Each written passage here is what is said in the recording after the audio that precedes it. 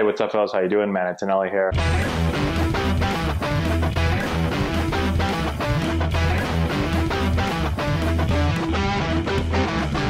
Hey, what's going on, guys? How we doing? Matt Antonelli here. So I want to talk a little bit about this Braves-Marlins game. I don't know if you guys saw it. Braves won 29-9. They went absolutely bonkers offensively. Adam Duvall hit 3 homers. I think it was a 2-run, a 3-run, and a grand slam.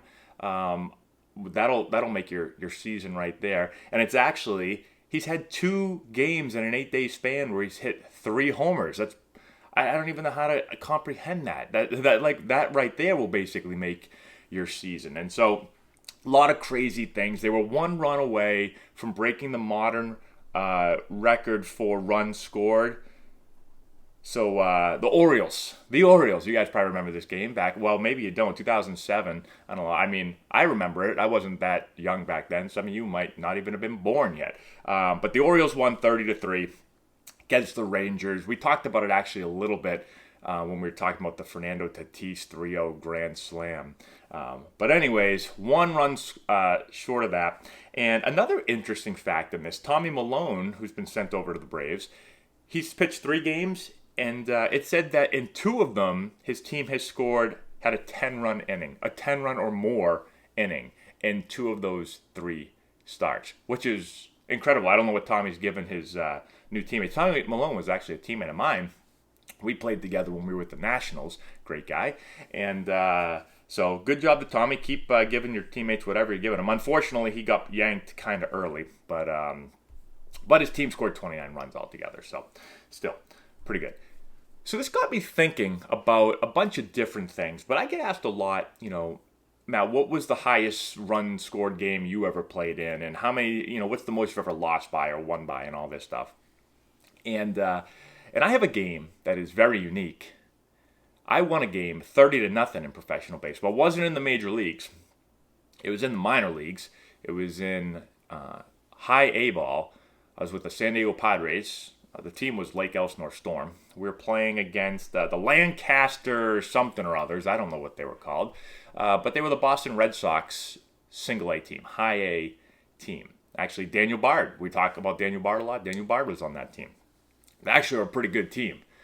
They weren't that good on this day, though, okay? Let me tell you a quick little story because I know what it feels like to have kind of a bonkers game. I don't know what it feels like to lose by this many runs. I know what it feels like to win by this many runs, though. And maybe give a little insight into what this game was like. So when we were playing in Lancaster, if you're not familiar with that league or that stadium, the wind blows out really fast. I mean, it blows out so fast. I've told this story before that when I played second base, about 10 times a game I have to go pick up my hat because I'm playing second base and then all of a sudden the wind blows my hat off. One time it got blown off. It blew past the right fielder, got pinned up against the wall. We had to run all the way out to right field to grab my hat. I didn't know what to do. I could not keep my hat on. The wind was blowing out to right field, and I kept trying to put my hat lower, kept blowing it off. I don't know how to staple it to my head. But anyways, that's the way the wind blew. And so we're playing, and I personally went 6 for 8 this game. Best game of my life. I think we had 30 runs on 30 hits or something like that. Okay, it was ridiculous. Every ball we hit, I've never seen it before. Every ball we hit found a hole. Every fly ball I hit, or everybody hit, went out of the park. And I've been asked a lot. I actually did an interview about this not that long ago. I don't know if it was MLB.com or MILB.com, but somebody called me and did an interview on it because they said it was the most incredible game of all time. And it was. And at least for me, it made my average go up like 50 points in one game. Maybe not that high, but it went up a lot. I left to feel pretty happy about that. And so the thing that I thought was most interesting is not so much that we scored 30 runs, although that is crazy in a professional game that we scored 30 runs. The most amazing thing is they scored no runs. So how? Matt Bushman pitched for us. Awesome job, Matt Bushman. How did we score 30 and they scored none? Like, I don't know, if you simulated that a million times on MLB The Show 20 or whatever, like, I don't think you're ever coming out with that outcome right there. I don't even know the percentages that one team can score 30 and one can score 0.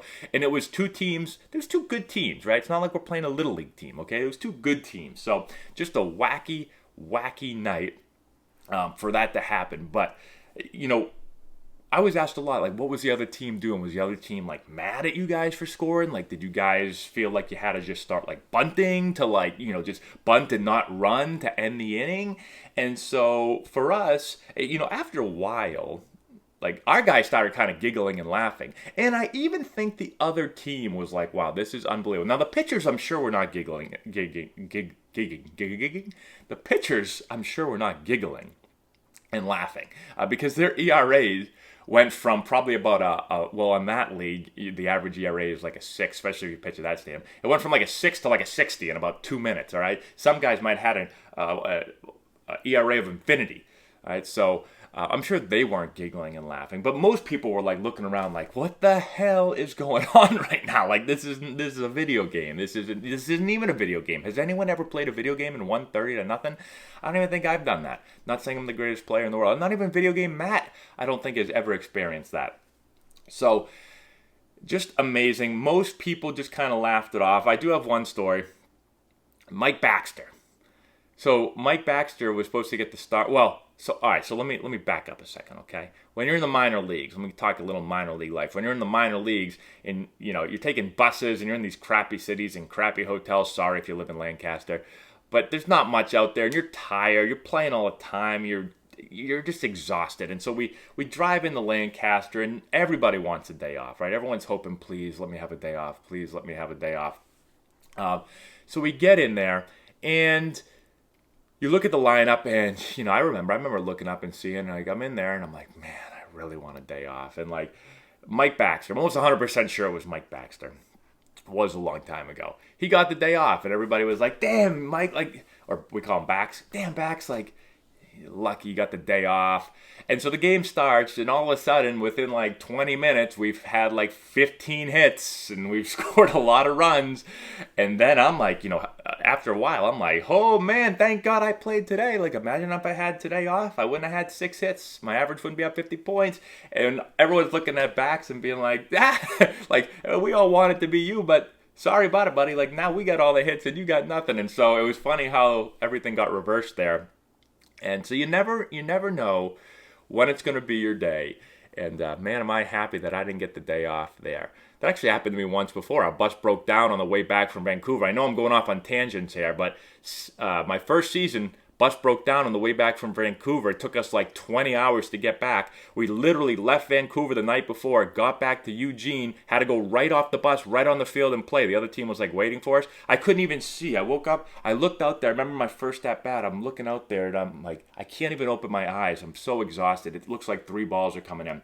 And I had one of my best days of my life. I can vividly remember my first at bat, hit a shot to left field, I got a couple hits, and I remember being like, holy crap, like, I have felt, this is the thing about baseball, I felt great some days, I can't get a hit to save my life. I feel like absolute dog mess right now, I can't even see straight. I feel like I've been up for 14 hours, had 22 beers, I'm just kidding, I never drank 22 beers before, but I'm like, oh my God, I can't see anything, and I get like 3-4 hits. It's unbelievable how baseball works. So, anyways, I don't know how we got here, okay? We're talking about the Braves, now we're talking about this. But the bottom line is, holy hell, what a game by the Braves. It's just one of those things. Like, you play baseball long enough, people say it all the time, you play long enough, you're bound to see everything, okay? Pretty much everything. So I saw a 30-0 game. Here's a 29-9 game in the big leagues, which is unbelievable. But sometimes hitting is contagious. Guys start getting hits, and then all of a sudden, you just get that ball rolling, and you get tons of hits. Same thing can work the other way. Can't get a hit. And that guy can't get a hit, and that gets contagious too, and before you know it, you've gone a month and a half without getting a hit. I've had that a few times, unfortunately. That's all we got. Thanks so much for watching. Subscribe to the channel, hit the notification bell, give it a thumbs up, all that good stuff. We'll talk to you later.